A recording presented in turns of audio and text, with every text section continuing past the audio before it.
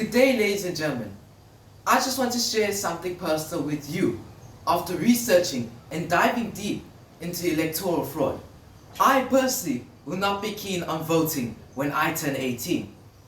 Firstly, let me start off by quoting from the South African Constitution, Section 16, Freedom of Speech. It is a fundamental human right which allows individuals to express their opinions, beliefs, and ideas without fear of censorship and reprisal. It is the cornerstone to our democratic society.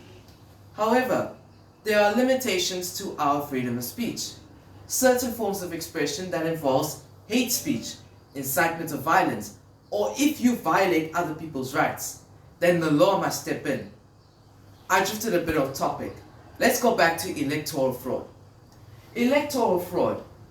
Some say that it can never be done, whilst others say voting is a fraud in itself. Now let me enlighten you on my investigations and beliefs. We all know it is also known as election manipulation, voter fraud, or vote rigging. This involves adding illegal votes, discarding a party's votes, or threatening or influencing people not to vote for a specific party. The best one is manipulation. When a party buys people with food hampers or promises them the world, then this is called vote buying. Moreover, when the party wins, the community doesn't see them until the next election year. Let me take you through each step and show you how voting in South Africa is rigged. Ballot stuffing. When our ballot boxes are already stuffed with ballot sheets for a particular party, no one can see what's inside them. Now, in Sweden and Ukraine, they use transparent boxes, so no pre-stuffing will take place. In 1883, Australia arrested the election committee for stuffing ballot boxes that were bought off or bribed. Now, it's the 21st century and there are touchscreen voting machines. There are many instances of electoral voting manipulation all around the world. In the year 2000, in Florida during the US elections, all the votes for Al Gore was negative, and for a small party, it was inflated.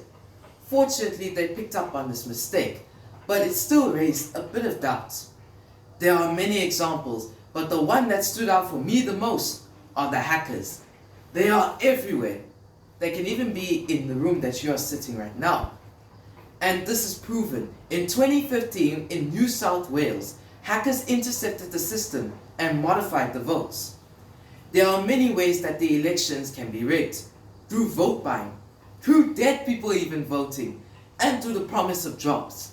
Now we are done putting our X on the ballot paper. Now it's time for the transportation of these ballot boxes. We have seen numerous reports in South Africa, but the one that stood out for me was in Dobsonville, Soweto, where the ballot boxes were stolen, and they were even unmarked.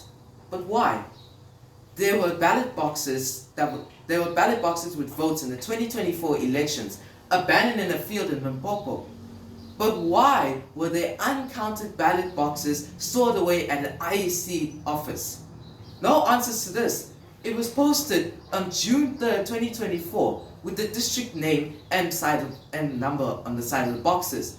Now I must stand in long queues just for them to discard my vote like that. In my opinion, voting in South Africa can be rigged and manipulated. But how long are they going to tell us that it's free, it's fair? The truth is hidden behind closed doors when they count the ballot sheets. The truth is hidden when numerous of voting stations are open late at night. I mean, there's no ways that you can officially operate at 12 p.m. Long queue right by the door, and then at 9 p.m. they close, sending a bunch of people home. The scanning machine doesn't even work. Lastly, elections is a major political event in every single country. So why then are there so many problems during that day? I mean, the staff couldn't get transport to go to this voting station. I can go on and tell you why I won't vote unless the truth becomes clear. We need to reclaim our voices and we need to demand transparency. If they fear our vote so much that they would rig it, then imagine the power we truly possess. Fight for transparency.